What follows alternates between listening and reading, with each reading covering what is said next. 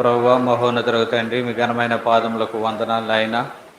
ఈ ఉదయకాలంలో తండ్రి, నీ యొక్క సన్నిధానంలో తండ్రి మేమందరమును చేరి నిన్ను స్తుతించుటకు ఈ సమయమును మాకు అనుగ్రహించినందుకు మీకు వందనాలు తెలియజేసుకుంటున్నాం నాయన. అయా, ఇంచుమించు 2000 సంవత్సరములకు పూర్వం నాయన మీరు యెరూషలేములో ప్రవేశించుచుండగా తండ్రి అనేక మంది నాయన ఖర్జూరపు మట్టలు పట్టుకొని హోసన్నా జయము, హోసన్నా జయము అని నాయన నిన్ను ఎదుర్కొన్నారు ప్రభువా. నిన్ను ఎదుర్కొనే ప్రజలలో మేము కూడా ఉండులాగిన సహాయం దయచేయండి. మీ కృప చూపించండి నాయన. ఈ యొక్క ఉదయకాలంలో తండ్రి మేము చేయుచున్న ఇచ్చిన ప్రార్థనలు ఆలకించి అయా ప్రభువా తండ్రి, మాకు కావలసిన మాటలు మీరే అందించమని మేము వేడుకొంచున్నాం నాయన. నీ యొక్క వాక్య భాగంలోనికి మేము వెళుచూ ఉండగా నాయన మమ్మలను ఉజ్జీవింపచేయండి ప్రభువా తండ్రి. అయా తండ్రి హృదయములను నాయన ఉజ్జీవింపచేయమని మేము వేడుకొంచున్నాం ప్రభువా. నీ యొక్క మాటలకు నాయన మేము అయా తండ్రి లోబడులాగున నాయన, నీ మాటలకు మేము కట్టుబడులాగున, నీ మాటలకు నాయన మేము తండ్రి విలువనిచ్చు వారముగా ఉండడు సహాయం ఇచ్చేయండి ప్రభువా. అయా నీ మాటలను మా యొక్క హృదయములలో నింపుకొనడు సహాయం ఇచ్చేయండి ప్రభువా. అయా మా యొక్క హృదయములలో మీ యొక్క వాక్యము లేనప్పుడు నాయన అయా ప్రభు సొంత కార్యములు సొంత చిత్తములే నెరవేరుస్తాం ప్రభువా. అలా కాకుండా నాయన నీ యొక్క మాటలు మా యొక్క హృదయములలో నింపుకొని తండ్రి నీ చిత్త ప్రకారము నీ యొక్క ఆజ్ఞ ప్రకారము నడుచుకున్నట్టుకు సహాయం ఇచ్చేయండి ప్రభువా. నీ కృప చూపించండి ప్రభువా. ఈ చిన్న ప్రార్థనలు ఆలకించండి. కూడి వచ్చిన ప్రతి బిడ్డను జ్ఞాపకం చేసుకున్న ప్రభువా. ఈ ఉదయ కాలంలో ప్రత్యేకమైన దీవెనలు, ప్రత్యేకమైన ఆశీర్వాదములను ఆయన నీ బిడ్డల మీద మా అందరి మీద ఉంచి ఈ యొక్క వాక్య ఆద్యంతములు మీరే మాకు తోడుగా ఉండమని, సైతానుడు చేస్తున్న ప్రతి అయా ప్రభు తండ్రి క్రియను లయపరచమని మనం వేడుకుంటాం. ప్రతి ఆటంకమును లయపరచండి. మా అందరికీ నేను ఆయన అయా శ్రద్ధను దయచేయమని మనం వేడుకొంచున్నాం.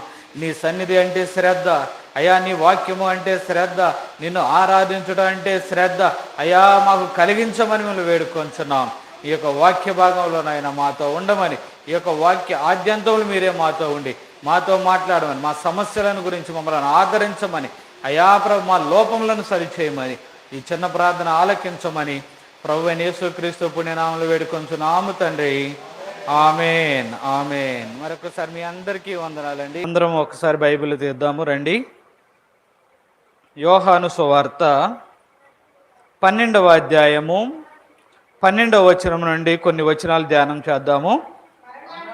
మరునాడు ఆ పండుగకు వచ్చిన బహుజన సమూహము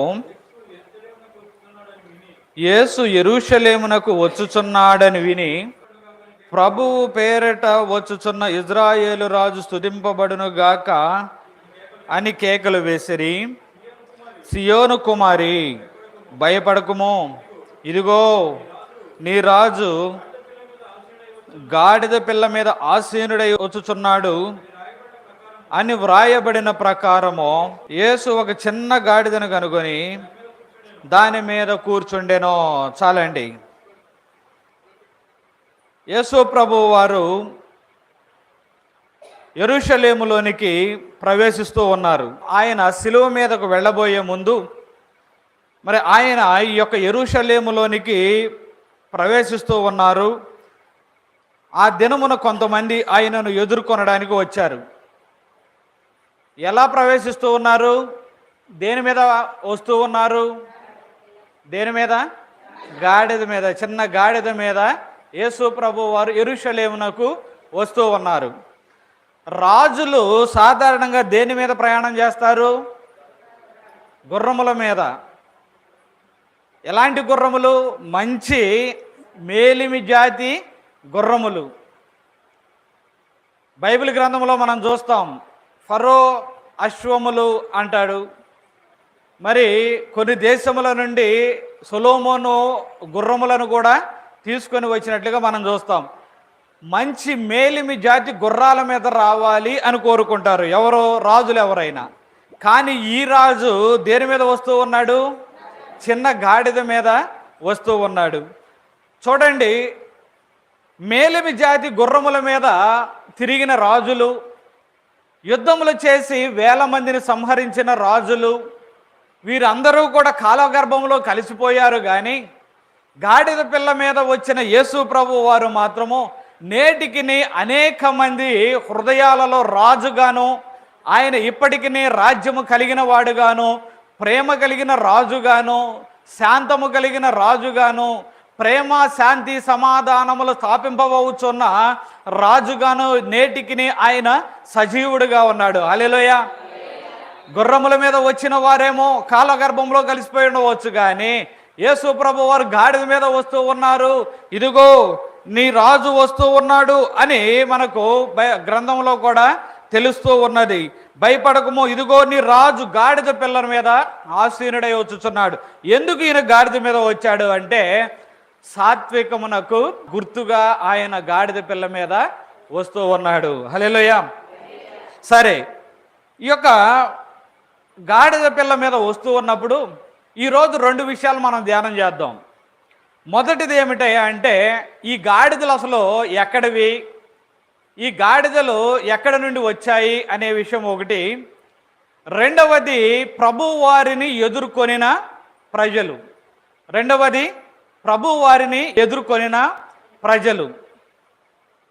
మొదటగా ఈ గాడిదలు అనేవి ఎక్కడి నుండి వచ్చాయి అనే విషయాన్ని మనం చూసినట్లయితే, మత్తయి సువార్త 21వ అధ్యాయము మనం తీసినట్లయితే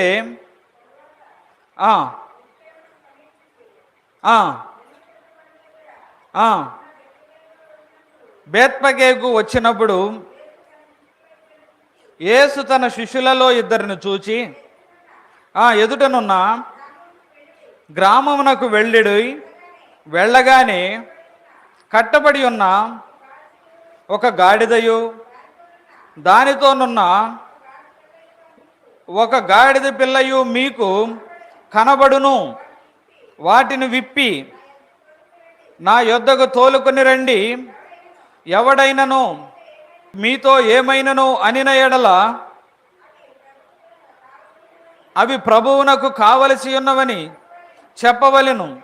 వెంటనే అతడు వాటిని తోలిపెట్టునని చెప్పి వారిని పంపెను. హల్లెలూయా. ఈ గాడిదలు ఎక్కడున్నాయంటే, మొదటగా గాడిదల గురించి చూస్తే ఇవి కట్టబడిన గాడిదలు. యేసు ప్రభువు వారు యెరూషలేమునకు సమీపించి ఒలీవ కొండ దగ్గర ఉన్న బేత్పగేకు వచ్చినప్పుడు ప్రభువు వారు తన యొక్క 2 శిష్యులను పిలిచి, మీరు ఎదుటనున్న గ్రామానికి వెళ్ళుడి, అక్కడ ఒక గాడిదయు గాడిద పిల్లయు కట్టబడి ఉంటాయి. వెళ్ళగానే కట్టబడి ఉన్న ఒక గాడిదయు దానితోనున్న ఒక గాడిద పిల్లయు కూడా మీకు కనబడును. ఒక గాడిదయు గాడిద పిల్లయు మీకు ఎదుటి గ్రామంలోనికి వెళ్ళినప్పుడు కట్టబడి ఉంటాయి. ఆ కట్టబడి ఉన్న గాడిదలను విప్పుకొని నా యొద్దకు తీసుకొని రండి. ఎందుకనగా నేను వాటి మీద ఎక్కవలసి ఉన్నది, వాటి మీద ప్రయాణం చేస్తూ యెరూషలేములోనికి ప్రవేశించవలసి ఉన్నది. మరొక సువార్తలో ఏమని ఉంటుంది అంటే, ఆ గాడిద మీద అప్పటిదాకా ఎవరో కూడా కూర్చుండలేదు అనే మాట కూడా కనిపిస్తూ ఉన్నది. అయితే ఈ గాడిదలను తీసుకొని రమ్మన్నప్పుడు యేసు ప్రభు వారి శిష్యులు వెళ్ళి ఆ కట్టబడిన గాడిదలను, ఈ ఒక్కొక్క సువార్తలో ఒక్కొక్క సమాచారం కూడా ఉంటుంది, ఆ కట్టబడిన గాడిదలు విప్పుచూ ఉండగా యజమానుడు వచ్చి, అబ్బాయి మీరేం చేస్తున్నారు, మా గాడిదలు తీసుకెళ్తున్నారు ఎక్కడికి అని అడిగినప్పుడు, ఇవి ప్రభువునకు కావలసి ఉన్నవి అని చెప్పగానే వారే పంపించినట్లుగా మనము చూస్తాం. ఇవి కట్టబడిన గాడిదలు. ఎప్పుడైతే ఇవి కట్టబడి ఉన్నాయో, ప్రభు వారికి కావలసి ఉన్నవి అని చెప్పబడ్డాయో, అప్పుడు వాటి యొక్క కట్లు విప్పబడ్డాయి. కట్లు విప్పబడి ఎవరి కోసం పంపించబడ్డాయి? ప్రభువైన యేసు కొరకు అవి పంపించబడ్డాయి. హల్లెలూయా. అనగా మొట్టమొదట ఇవి కట్టబడిన గాడిదలు కట్టబడ్డాయి. కానీ ఎప్పుడైతే ప్రభువునకు కావలసి వచ్చాయో, ఆయన అవసరత కొరకు వాటిని అడిగాడో, ఎప్పుడైతే ప్రభువు వాటిని కోరుకున్నాడో, ప్రభువు వలన వాటికి ఏమొచ్చాయి? స్వాతంత్ర్యం వచ్చింది. కట్లు విప్పబడ్డాయి. కట్లు విప్పబడిన తర్వాత, వాటిని తోలుకొని వచ్చిన తర్వాత, వాటి మీద యేసు ప్రభువు వారు ఎక్కడం కోసం పైన బట్టలు వేశారు. అవి నడవడానికి బట్టలను పరిచారు. ఇప్పుడు ఒకప్పుడు కట్టబడిన గాడిదలు, ఒకప్పుడు బంధించబడిన గాడిదలు, ఇప్పుడు వాటికి ఏమొచ్చింది? విడిపింపబడము కాకుండా వాటికి ఒక విలువ, ఒక ఘనత, వచ్చింది ఎవరి వలన అంటే యేసు ప్రభువు వారి వలన. హల్లెలూయా. సాధారణంగా గాడిదలు వచ్చినప్పుడు అవి ఒక కేక పెడితే ఎలా ఉంటుంది? అవి సొంపుగా కూడా ఉండవు వాటి యొక్క స్వరం. వెంటనే వాటిని కొట్టడమో లేకపోతే వాటిని తోలివేయడమో జరుగుతుంది. కానీ యేసు ప్రభు వారు ఎప్పుడైతే వాటి మీద కూర్చున్నారో ఇప్పుడు ఈ గాడిదలకి ఏమొచ్చింది? ఎక్కడ లేని విలువ వచ్చేసింది. హల్లెలూయా. నిన్నటిదాకానేమో బయట కట్టబడి ఉన్నాయి, ఎవరు గుర్తించనివిగా ఉన్నాయి. కానీ ఈ రోజున అందరి చేత గుర్తింపు పొందిన గాడిదలుగా అవి వస్తూ ఉంటే మరి కింద వస్త్రములను పరిచి వాటిని గణపరుస్తూ ఉన్నట్లుగా యేసు ప్రభు వారు గణపరచబడుతూ ఉన్నప్పుడు అవి కూడా చక్కగా కొనసాగుతూ ఉన్నాయి. హల్లెలూయా. ఈ రోజున నీ బంధకములు నా బంధకములు ఏవైనా కానీ కొంతమంది ఈ రోజున ఈ లోకములో అనేక రకములైన బంధకముల చేత బంధించబడి ఉన్నారు, అనేక రకములైన కట్ల చేత బంధించబడి ఉన్నారు. ఒక్కొక్కరు ఒక్కొక్క బంధకము. ప్రతి ఒక్క మనిషిలో కూడా బంధకములు లేకపోతే కట్టబడిన బంధకములు చాలా ఉన్నాయి. అనేక కట్ల చేత కట్టబడి ఉన్నారు. కానీ ఎప్పుడైతే ప్రభువు దగ్గరకు నీవు వస్తావో ఆ బంధకములు ఆ కట్లు కూడా తొలగిపోతాయి. హల్లెలూయా. ఒకప్పుడు విలువలేని నీవు, ఒకప్పుడు విలువలేని మనము ఎప్పుడైతే ప్రభువు దగ్గరకు వచ్చామో అప్పుడు మనము దేవుని ఎదుట లేకపోతే ప్రజల ఎదుట సమాజం ఎదుట ఘనతను పొందుకుంటావు. హల్లెలూయా. ప్రభు వలన నీకు ఘనత కలుగుతుంది. ప్రభు వలన ఎప్పుడు నీకు ఘనత కలుగుతుంది. కానీ కొన్ని సందర్భాల్లో మనమే ప్రభువు ఘనతను పాడు చేస్తూ ఉన్నాం. ప్రభు వలన నీకు ఘనతే, కానీ మనం చేసే పనుల వలన ఎవరికి ఘనత తగ్గుతుంది అంటే యేసు ప్రభు వారికి ఘనత తగ్గిపోతుంది. మరి ఈ రోజున నీవు నేను కట్ల నుండి విడిపించబడ్డాం, లేకపోతే ఇంకా నువ్వు ఏదైనా కట్ల చేత బంధించబడి ఉన్నట్లయితే ఆయనను అడిగినట్లయితే ఆయన మనలను విడిపించును. విడిపించిన తర్వాత నీవు ఆయనను గణపరిచేవాడుగా ఉండాలి. అంతేకాకుండా నీకు కూడా ఎప్పుడైతే ఆయనను మోస్తూ ఉన్నావో నీకు కూడా ఏం కలుగుతుందట? ఘనత కలుగుతూ ఉన్నది. హల్లెలూయా. కాబట్టి ఈ కట్టబడిన గాడిదలను చూసినట్లయితే మనకు సాదృశ్యంగా కనపడతా ఉన్నాయి. కట్టబడ్డాయి. నీవు కట్టబడ్డావు, లేకపోతే అనేక మంది కట్టబడ్డారు, అనేక మంది బంధకముల చేత బంధించబడ్డారు. కానీ ఆ బంధకములు తొలగిపోవాలి అంటే, ఆ కట్ల నుండి నీవు విడిపించబడాలి అంటే ఎవరి దగ్గరకు రావాలి? నువ్వు నేను ప్రభువైన యేసయ్య దగ్గరకు వచ్చినట్లయితే నీ యొక్క బంధకముల నుండి ఆయన నిన్ను విడిపించును. హల్లెలూయా. ప్రభు దగ్గరకు రావడం రెండు రకాలు. నామకార్థంగా రావచ్చు, లేక ప్రభువును గుర్తెరిగి ఆయన దగ్గరకు రావచ్చు. నీవు ఈ రోజున ఎలా వస్తున్నావు ప్రభువు దగ్గరకు? కొంతమంది ప్రభువు దగ్గరకు వచ్చి నామకార్థపు మాటలు ప్రక్కవారు వినాలని, లేకపోతే ప్రక్కవారు మనము గొప్పవాళ్ళు అనుకోవాలని, ప్రక్కవాళ్ళు మనము మంచి ప్రార్థనాపరులము అనుకోవాలని కేవలము నోటి మాటల ద్వారా పెదవుల ద్వారా ప్రభువును స్తుతించే వాళ్ళు ఉన్నారు కదా. అలాంటి వారు ఎప్పటికీ ఆ బంధకములలోనే ఉంటున్నారు కానీ బయటకు రాలేకపోతున్నారు. కానీ ఎవరైతే ప్రభువును గుర్తెరిగి సరి అయిన ఆలోచన కలిగి ఎవరైతే ప్రభువు దగ్గరకు వస్తూ ఉన్నారో వారి యొక్క బంధకముల నుండి వారు విడిపింపబడుతూ ఉన్నారు. హల్లెలూయా. ఈ రోజున నీవు కూడా నేను కూడా కొన్ని కట్ల చేత బంధింపబడి ఉన్నావేమో. నీవు ఈ కట్ల నుండి నీవు విడిపించబడాలి అంటే ప్రభువైన యేసయ్య దగ్గరకు సరిగా రా. ఎలా రావాలట? సరిగా రా.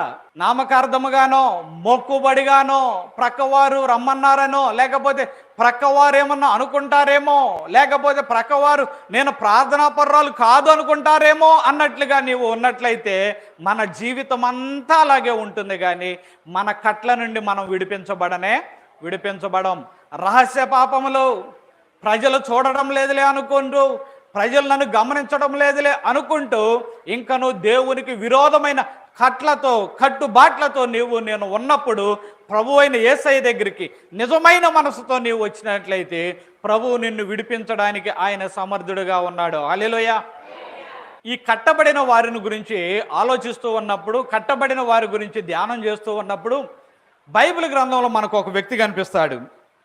ఆ వ్యక్తి కూడా అలాగే బంధించబడి ఉన్నాడు. బంధించబడి ఉన్నప్పుడు యేసు ప్రభు వారు అతనిని దర్శించినప్పుడు అతడు ఏ విధంగా విడిపించబడ్డాడో మనం చూస్తాం. ఎవరయ్యా అంటే గెరాసేనుల దేశంలో సేన అనే దయ్యములు పట్టినవాడు ఒకడున్నాడట. ఎవరు అతను? సేన అనే దయ్యములు పట్టినవాడు ఒకడు ఉన్నాడు. మార్కు సువార్త 5వ అధ్యాయము మనం తీసి పెడదాము. 20 వచనాలు చదవాలి. ఆ యొక్క సంఘటన అంతా మనం చదవాలి అంటే, కాకపోతే 5వ అధ్యాయాన్ని తీసి పెట్టుకోనండి. నేను కొన్ని విషయాలు చెబుతా.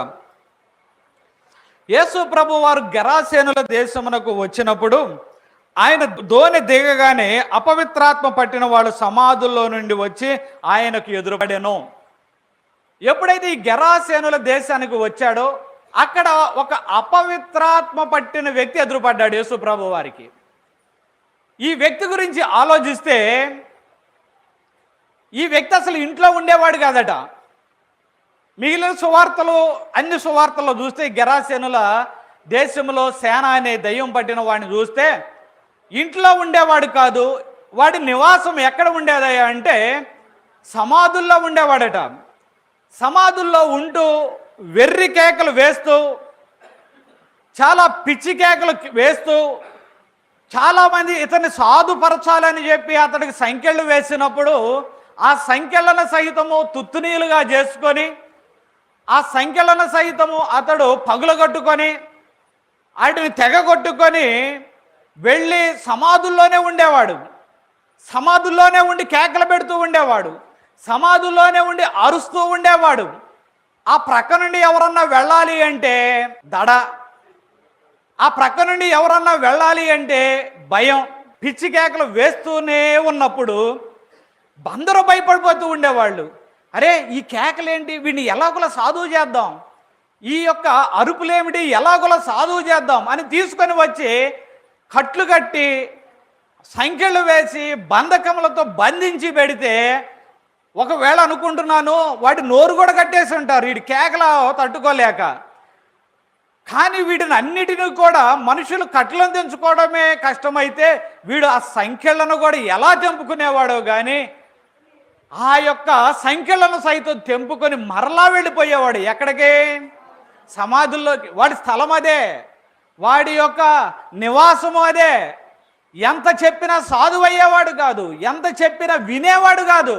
ఎందుకయ్యా అంటే వాడి స్థిమితంలో వాడు లేడు, వాడి మతిలో వాడు లేడు. ఎప్పుడు సాతాను చేత బంధించబడ్డాడు. ఎక్కడికి వెళ్ళిపోతున్నాడంటే ఆ యొక్క సమాధుల్లోకి వెళ్ళి కేకలు పెడతా ఉన్నాడు. అందరూ భయపడతా ఉంటారు. అయితే ఈ దయ్యం పట్టిన వాడట యేసు ప్రభు వారు ఎప్పుడైతే గెరాసేనుల దేశంలో అడుగు పెట్టాడో వీడు ఎదురొచ్చాడు. ఎదురు రాగానే ఎప్పుడైతే యేసు ప్రభు వారిని చూచాడో, యేసు ప్రభు వారు సర్వోన్నతుడైన దేవుని కుమారుడా, నాతో నీకేమి పని, నన్ను బాధపరచుకుమని దేవుని పేరట నీకు ఆనబెట్టుచున్నానని బిగ్గరగా కేకలు వేసెను.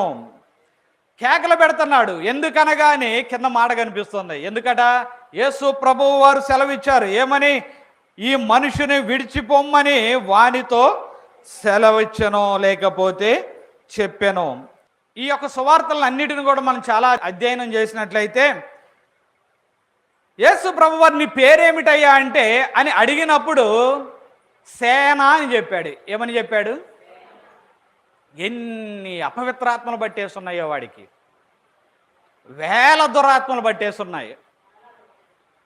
అనేకమైన అపవిత్రాత్మల సమూహం వాడిని పట్టుకొని బంధించేసింది. బంధించేసి అయిన వాళ్ళకు కాకుండా చేస్తుంది.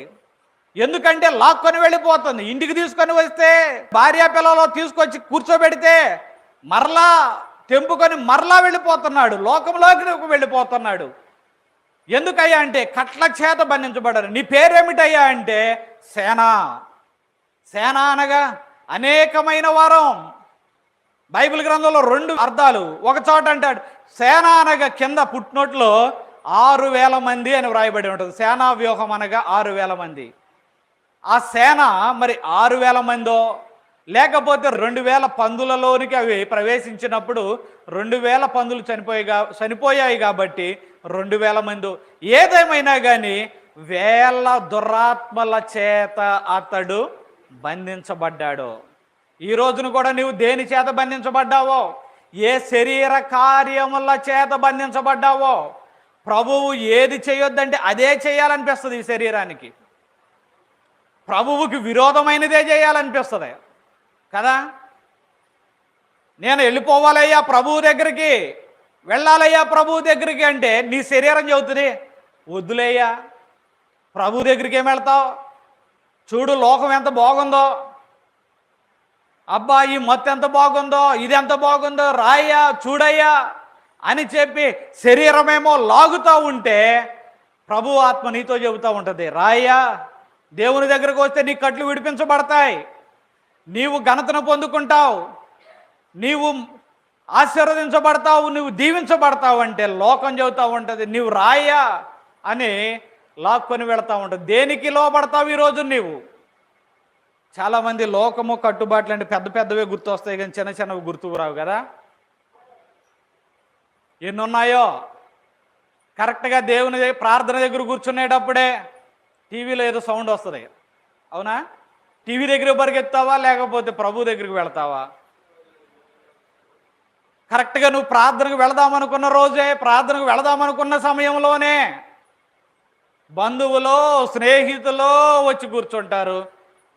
ఎక్కడికి వెళతావు? ప్రభు సన్నిధానానికి వెళతావా? బంధువులే పట్టుకొని కూర్చుంటావా?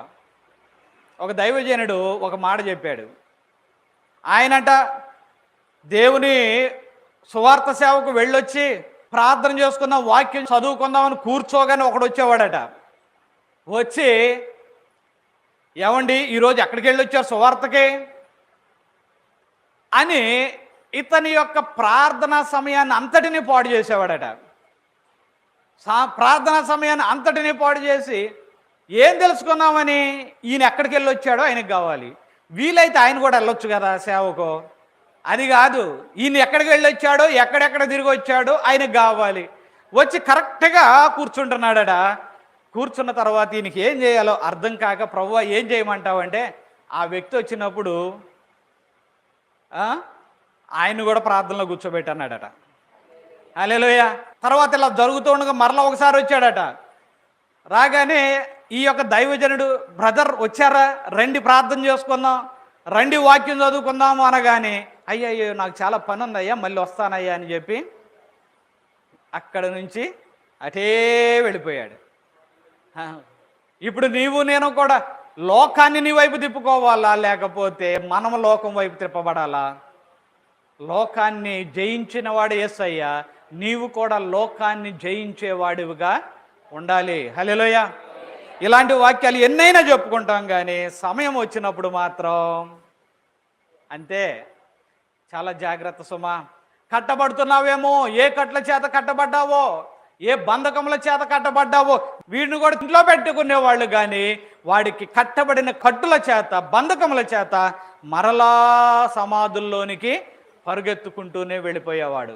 యేసు ప్రభు వారు వచ్చి అడగగానే అతనిలో ఉన్న దురాత్మలు అల్లాడిపోతూ, ప్రభువా ఇతను కాకపోతే కనీసం ఆ పందుల్లోకైనా వెళ్ళనివయ్యా అన్నప్పుడు, ఆ పందుల్లోనికి వెళ్ళిపోయినప్పుడు వీడు విడిపించబడ్డాడు.